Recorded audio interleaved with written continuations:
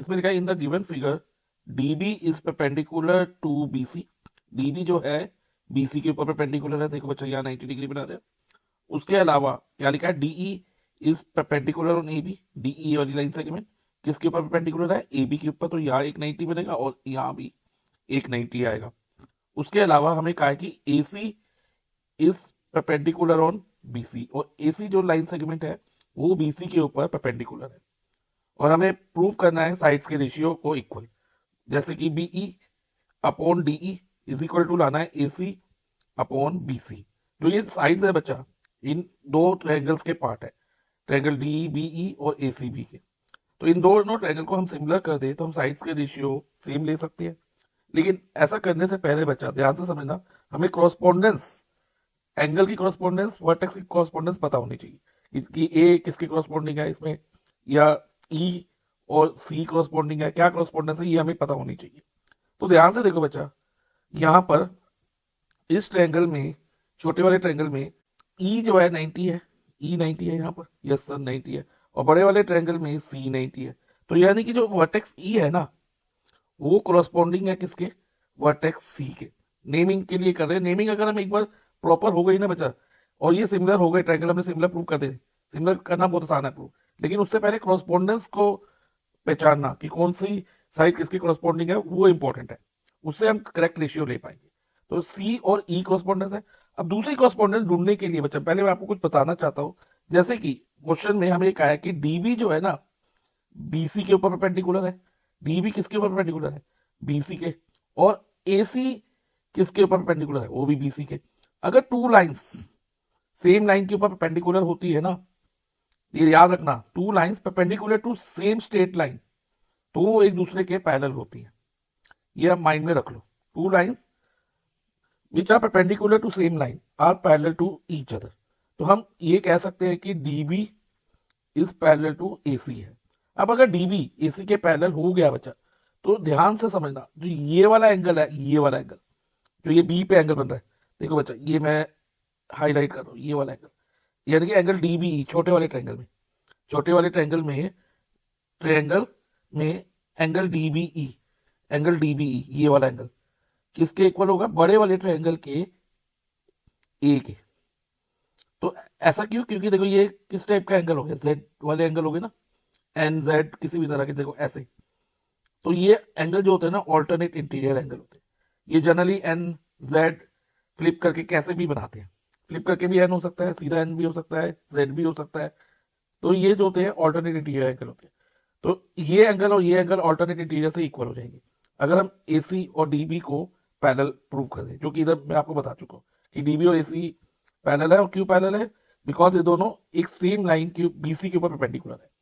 तो अब कॉरस्पॉन्डेंस दूसरी क्या मिल गई, छोटे वाले ट्रायंगल का बी पॉइंट बड़े वाले ट्रायंगल के ए पॉइंट के कॉरस्पॉन्डिंग।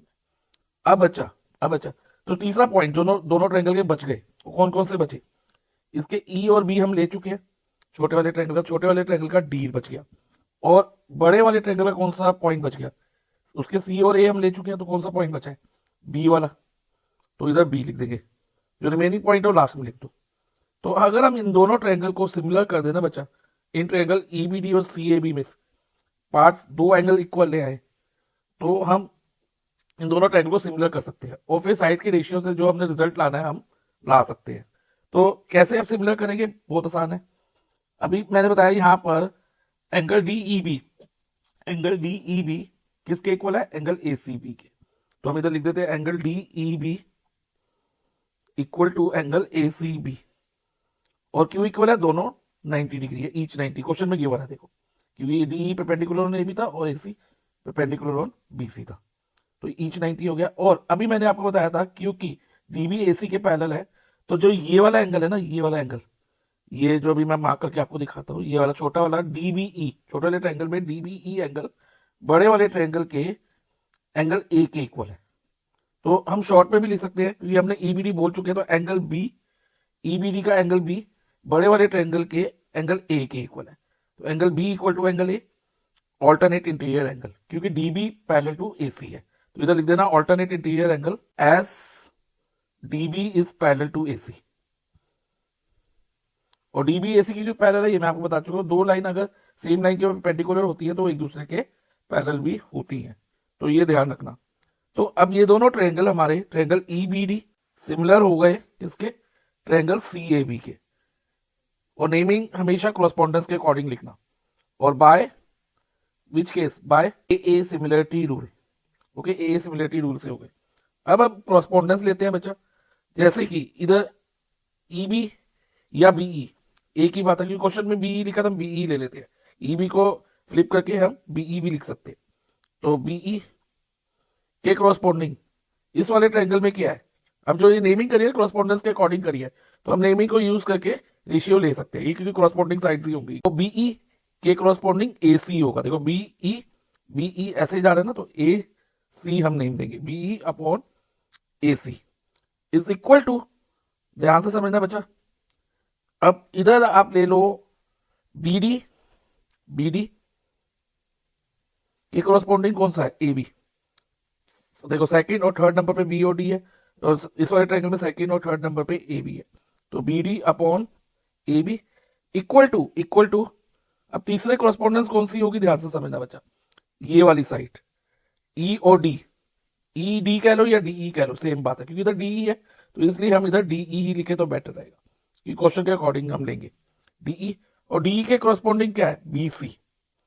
देखो डी टू ई थर्ड और फर्स्ट पोजीशन में, बी सी इस वाले ट्रायंगल में थर्ड और फर्स्ट में है कॉरस्पॉन्डेंस के according, upon D upon B C. तो इसका रीजन होगा sides of similar triangle are in same ratio. जो ये हमने प्रूव करना था, वो तो क्या प्रूव करना था, बीई अपॉन डी, लेकिन इधर बीई के नीचे तो एसी आ रहा है, और दूसरा रहना था एसी अपॉन बीसी।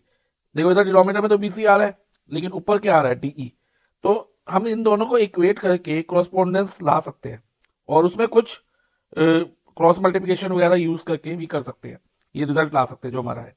तो सबसे पहले बच्चा हम फर्स्ट और थर्ड रेशियो को इक्वल ले लेते हैं, तो बी अपॉन ए सी, क्योंकि हमें इसी की जरूरत है, is equal to DE upon B C. अब फर्क क्या है बच्चा, जो डीई है यहां होना चाहिए था ए सी की जगह, और ए सी जो है डीई की जगह होना चाहिए था। तो हम इसको इंटरचेंज कर सकते हैं, क्योंकि अगर हम बीई को एलएचएस में रखें और ए सी को आरएचएस में ले जाए, तो ए सी एलएचएस में किस में है, डिवाइड में। जब ये आरएचएस में जाएगा तो ये मल्टीप्लाई में चला जाएगा, यानी कि न्यूमरेटर में चला जाएगा, ए सी इधर आ जाएगा। और जो ये डी है आरएचएस में है, ये किस में है, मल्टीप्लाई में। जब न्यूमरेटर में होता है तो मल्टीप्लाई में मानते हैं, तो उसको हम डिवाइजर में ले लेंगे, जब वो उसको हम एलएचएस में शिफ्ट करेंगे, क्योंकि क्वेश्चन के अकॉर्डिंग हमें रिजल्ट लाना है। तो बीई अपॉन डीई आ गया एलएचएस, जो कि हमने लाना था, और इधर एसी ऊपर चला गया और बीसी को बीसी की जगह ही लिख देंगे, क्योंकि एसी अपॉन बीसी हमने लाना था। तो ये हम कर सकते हैं बच्चा। इसमें हमने जैसे लीनियर इक्वेशन में मल्टीप्लाई का डिवाइड और डिवाइड का मल्टीप्लाई करके इसको रेशियो ले आए हैं, जो हमें रिक्वायर्ड रेशियो थे। तो इस तरह से हमने अपना रिजल्ट प्रूव कर लिया।